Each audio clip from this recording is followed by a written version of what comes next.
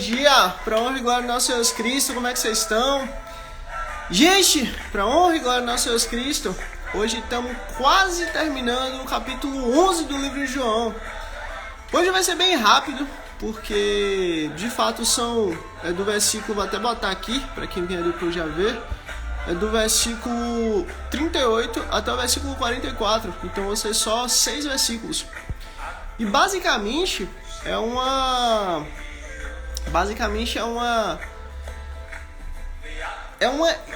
exposição do que está acontecendo. Não tem nada além disso aí.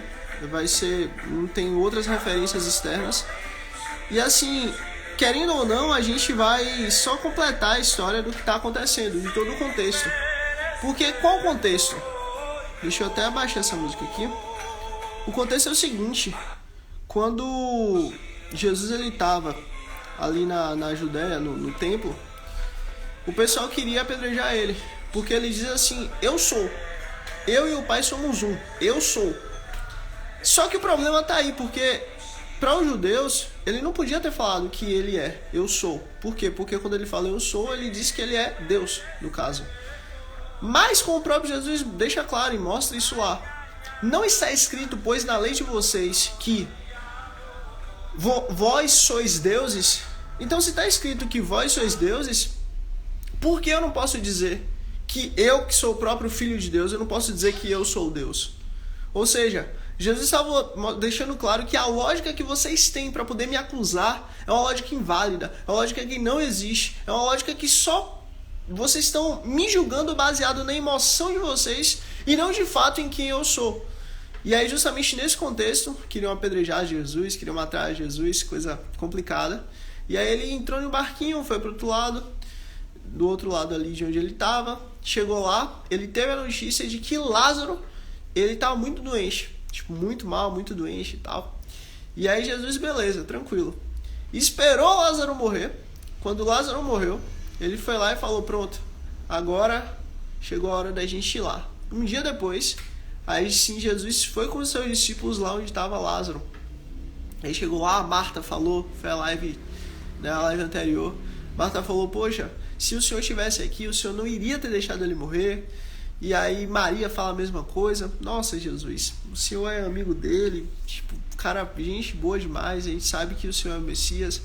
Mas, poxa, o Senhor não estava aqui, porque se o Senhor estivesse aqui, ia curar ele, ia estar tudo bem, tudo certo.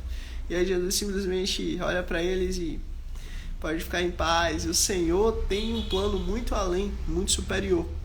E aí, justamente nesse contexto aqui, a gente começa o de hoje, no caso. Jesus ressuscita Lázaro. João capítulo 38, João capítulo 11, versículo 38 ao 44. Versículo 38. Jesus, outra vez, profundamente comovido. E aí você vê coisa interessante. Jesus ele era 100% Deus e 100% homem. E mesmo sendo 100% Deus e mesmo sendo 100% homem, a natureza dele, de Deus, ele não deixava ela ser acima da natureza dele de homem. E também não deixava a natureza de homem ser acima da natureza de Deus. De fato, um total equilíbrio. E essa maneira de Cristo é justamente como a gente deve viver, com equilíbrio.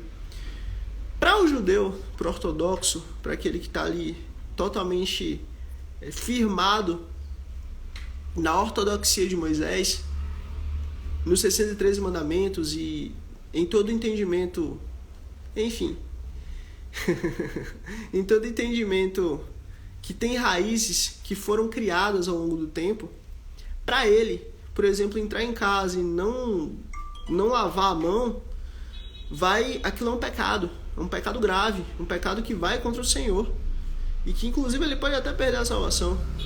Entrar em casa com a mesma roupa da rua e não trocar roupa, aquilo é um pecado grave, um pecado terrível, um pecado que vai levar ele para o inferno. Entrar em casa sem dar um beijo ali na mezuzá que fica na porta é um pecado grave, um pecado terrível. E aí Jesus, ele justamente chega para eles, para a galera que pensa dessa maneira, para os judeus que vivem assim, e fala assim: olha, Entenda, Deus quer misericórdia, não sacrifício. Olha, calma, relaxa. Por quê? Porque eu conheço o seu interior. Eu sei que você quer me servir acima de tudo. Eu sei que você quer viver em integridade comigo. Eu sei que a sua vontade, o seu desejo é que você e o Pai sejam um. Então calma, não precisa seguir tantas regras nesse sentido. E não é porque você não está seguindo uma regra ou outra que você está em pecado. Você não tem como você se salvar. Essa é a mensagem de Cristo para quem está de um lado. E para quem está do outro lado, digamos assim, meu Deus, a pessoa que está do outro lado, né? Eu não consigo dormir a hora que eu quero. E se eu não durmo a hora que eu quero, eu estou em pecado. Eu não consigo comer o que eu quero, só o que eu quero. Eu como tudo, digamos assim. Sei lá, tenho um problema de... Deixa eu ver uma coisa. Eu não gosto de tomar banho todo dia, só tomo a cada 5 dias. Enfim, para essas pessoas que estão do outro lado também, Cristo também é o caminho. Cristo, Jesus, ele é o equilíbrio dos dois lados. Tanto para o ortodoxo, que precisa de fato uma certa tranquilidade a mais, e tanto para quem já vive uma certa tranquilidade a mais e precisa de um certo cuidado, alinhamento, posicionamento melhor e maior em relação a tudo, a essa vida, a todas as coisas. Então Cristo justamente é a base, ele é o pilar central. É ele que nos coloca no caminho certo, no rumo certo, do jeito certo. Nem mais para um lado, nem mais para o outro, mas ali, centrado, alinhado, no meio. Vivendo aquilo ali sem extremismos. Nem extremismo de um lado, nem extremismo do outro. É Cristo quem nos mantém alinhados. E aí vem Jesus outra vez profundamente comovido. E aí você vê, Jesus ali ele podia ter estalado um dedo e destruído tudo, acabado com tudo e refeito tudo. Ele fez isso? Não fez. Como ele também podia estar ali chorando e se debruçando e se jogando no chão e se enrolando de tanta dor e tanta tristeza. Não. Estava triste? Estava triste. Mas estava ali, mantendo aquele sentimento, mantendo aquele nível, digamos assim. Nem muito para um lado, nem muito para o outro. Equilíbrio. Foi até o sepulcro, Jesus. Era uma gruta com a pedra colocada à entrada. E aí você vê coisa interessante. Essa pedra colocada à entrada, geralmente é uma pedra que precisava de muitos homens para carregar.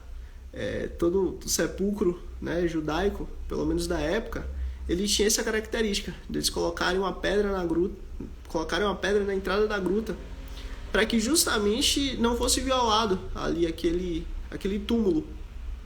Tanto que o judeu, ele é contrário à cremação, por exemplo, porque ele acredita que um dia os ossos eles vão ressuscitar, assim como foi em Isaías, assim como foi em Ezequiel, a profecia dos ossos ressequidos e tal. Então, literalmente, tinha essa pedra na frente, tinha essa pedra na frente da gruta, e essa pedra ela vai acompanhar Jesus. Não essa pedra literal, mas assim, quando Jesus lá na frente, vou contar um spoiler para vocês, Jesus vai ser morto, mas Jesus vai ressuscitar.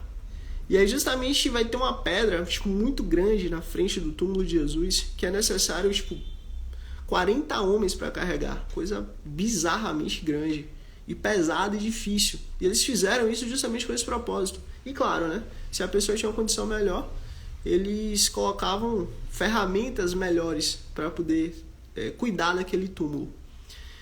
E aí simplesmente tem uma pedra na frente do túmulo. E aí versículo 39. Tirem a pedra, disse Jesus. Tirem a pedra. A ordem foi essa. A ordem não foi, vamos olhar para a pedra. Vamos ficar aqui vendo o que é que vai acontecer.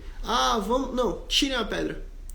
Por isso que quando a gente fala do Senhor, no sentido de lembra de quem Ele é uma dança. Deus ele vai dar um passo e a gente tem que dar o outro. Deus ele vai fazer uma coisa, a gente tem que fazer outra. Deus ele vai tomar uma iniciativa e a gente tem que seguir.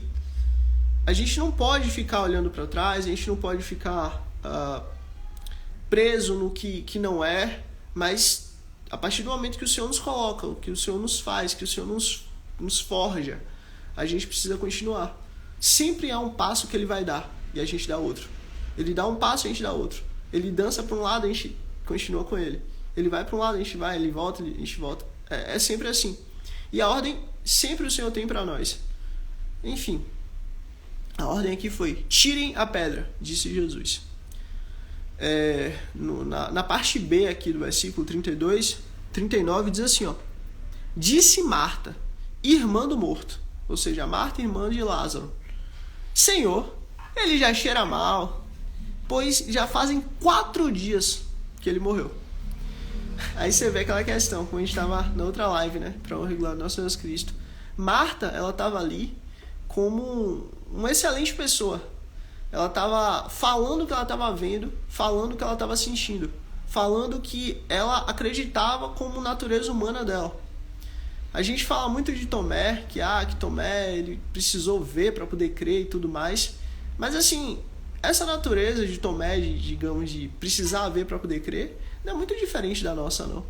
A gente precisa ver para poder crer. A gente precisa ver para poder ter a certeza. A gente precisa ver para poder lembrar ou saber que Deus está cuidando das coisas. Sendo que basta a gente parar um pouquinho e...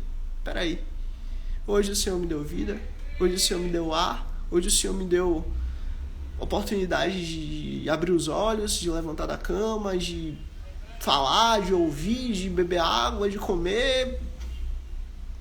Será que Deus não tem cuidado de nós? Mas é porque eu não tenho exatamente o que eu quero. De Gênesis e Apocalipse, o homem se ferra por causa dos seus desejos. A gente vai ficar, por causa dos nossos desejos, dizendo que o Senhor não é um bom pastor para nós, porque ele diz, tudo aquilo, o Senhor é meu pastor, nada me falta. Então tudo aquilo que eu tenho é porque o pastor me dá. Agora, o que eu não tenho é porque o pastor entende que eu não preciso. Então, assim, a gente vai ficar vivendo com desejo, dizendo que o nosso pastor está errado? Ou a gente vai aceitar e acreditar e ficar em paz, saber que ele tem cuidado de nós? Ele sabe a sua dificuldade, ele sabe o que você precisa, ele sabe o que você necessita. Ele sabe melhor do que você, inclusive. Enfim. E aí Marta tá ali justamente falando, olha, já faz 4 dias que ele morreu, então assim vai estar fedendo demais, tá um negócio complicado, mexe nisso não. E aí Jesus repete, disse Jesus, não lhe falei que, se você cresce, veria a glória de Deus? Você vê, aí Jesus ele tem que ser mais enfático, olha, Marta, eu já falei com você, se você crer, você vai ver a glória de Deus. Aí Marta, poxa, mas já tem 4 dias que morreu, o túmulo tá fechado, deixa aí, não mexe não. É aquela história, tipo, se mexer vai ficar fedendo, deixa aí quieto. Jesus, não falei que se você cresce, veria a glória de Deus? Às vezes na nossa vida isso acontece, a gente tem coisas que a gente não quer mexer. Tem coisas que a gente não quer fazer, tem coisas que a gente não quer trabalhar, digamos assim. Mas essas coisas o Senhor tem a fazer. O Senhor tem a trabalhar, o Senhor tem a mudar, o Senhor tem a transformar, o Senhor tem a cuidar. Às vezes a gente se perde um pouco nas nossas vontades, nos nossos desejos, nos nossos achismos. Mas olha, deixa Jesus entrar na sua vida e trabalhar na sua vida. Porque, de fato, ele que sabe o que precisa ser tirado, ele que sabe o que precisa ser colocado, ele que sabe o que precisa ser aperfeiçoado. Então, assim, se tem alguma coisa que te incomoda, se tem alguma coisa que você sabe que não é bom, se tem alguma coisa que você sabe que é negativo, olha, pega um papel, uma caneta, anota. E pega esse papel, essa caneta, deixa anotado ali. E todo dia, quando você for orar, quando você for falar com o Senhor, Senhor, tem essa parada aqui e tal. Só faz isso. Porque se ele quiser, ele vai tirar, vai arrancar, vai mudar. Se ele também não quiser, tudo bem. Aquilo vai servir para você estar sempre orando e pedindo a Deus. Mas a questão é, nunca saia da presença do Senhor. Esse é a parada mais importante que a gente não pode esquecer de maneira nenhuma. Jamais saia da presença do Senhor. Continue. Eu pequei. Não importa. Foi lá atrás, não foi agora. Mas eu pequei. Eu tô pecando, Deus. Continue com ele. Mas eu tô com vontade de pecar. Continue com ele.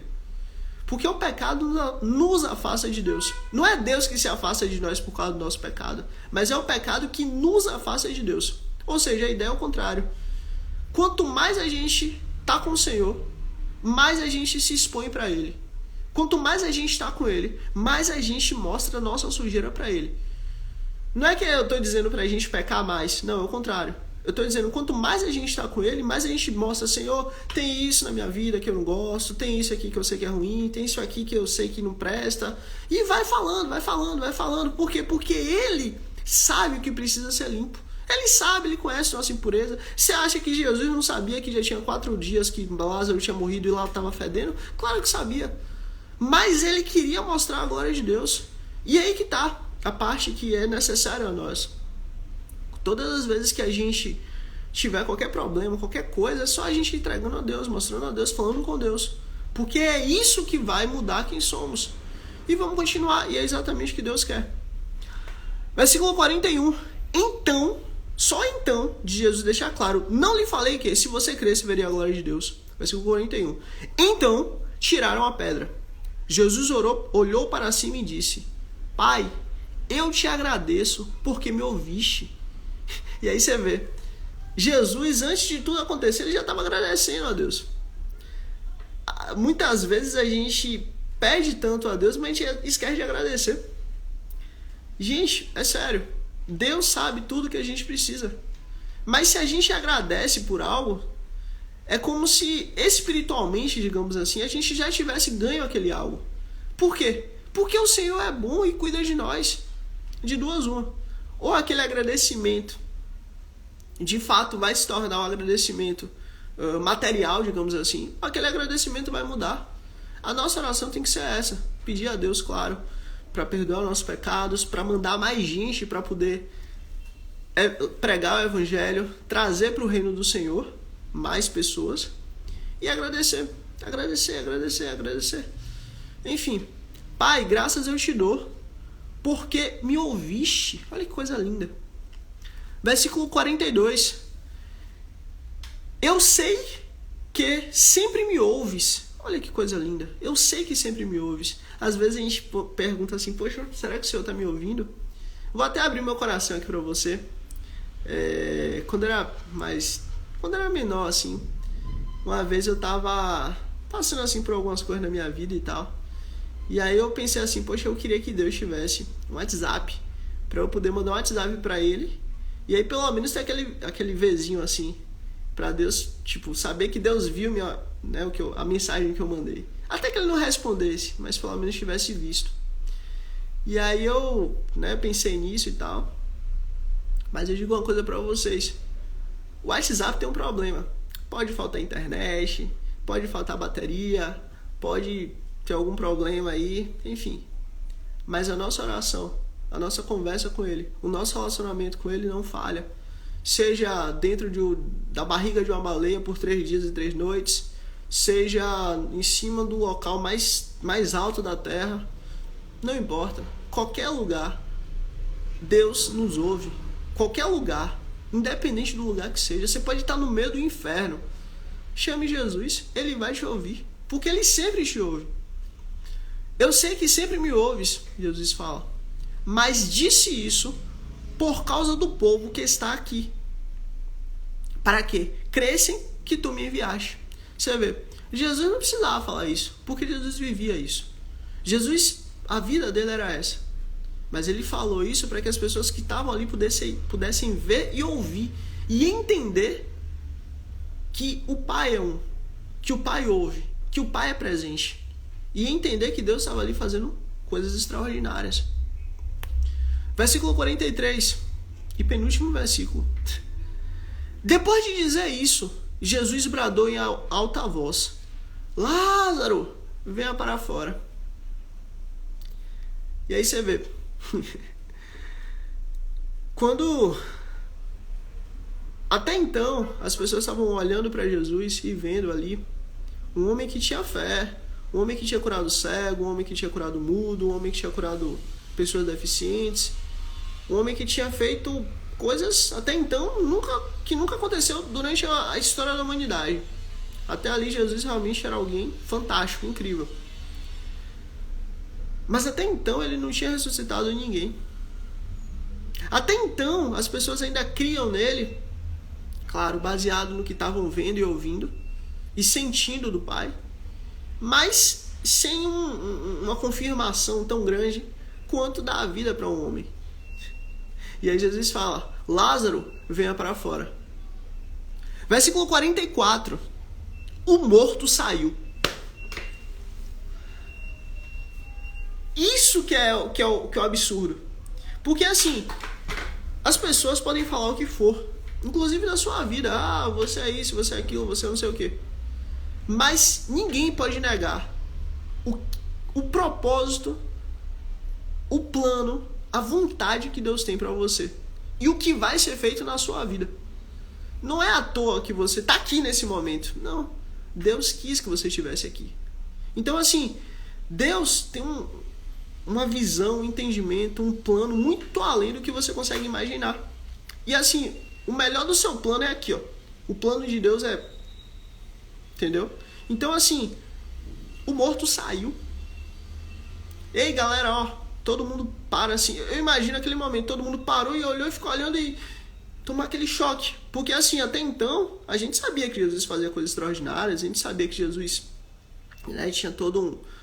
Seja bem-vinda, Brenda, em nome de Jesus. Até então, todo mundo sabia que Jesus tinha algo extraordinário. Mas até que o morto saiu, velho, já era. Realmente Jesus fez algo extraordinário. Porque ele falou e aconteceu.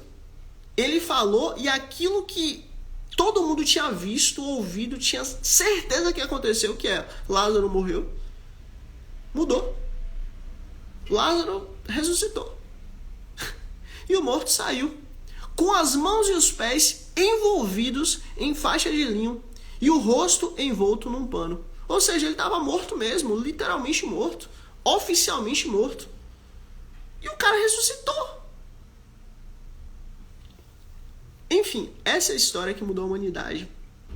Próximo versículo vai ser, próxima perícope vai ser a conspiração para matar Jesus. Do 45 ao 57, se Deus quiser. É isso. Se você chegou até aqui, me segue aqui no Instagram, se inscreve aqui no YouTube e vamos continuar essa história extraordinária que mudou a humanidade inteira. Se hoje nós temos a capacidade de poder conversar com Deus, é por causa de Jesus. Se hoje nós temos a capacidade de voltar para casa do Pai, é por causa de Jesus. Se hoje nossos pecados são perdoados e o Senhor olha para nós, não mais como pecadores, malditos, distantes, mas como filhos amados e adotados, que fazem parte da graça do Pai, que são cidadão da família real. Se a gente tem esses privilégios, é por causa de Cristo. É isso. E se inscreve aqui, me segue e let's bora que Deus é bom, que importa. E a próxima é conspiração para matar Jesus. Let's bora que Deus é bom, que importa. Ótimo dia em nome de Cristo Jesus.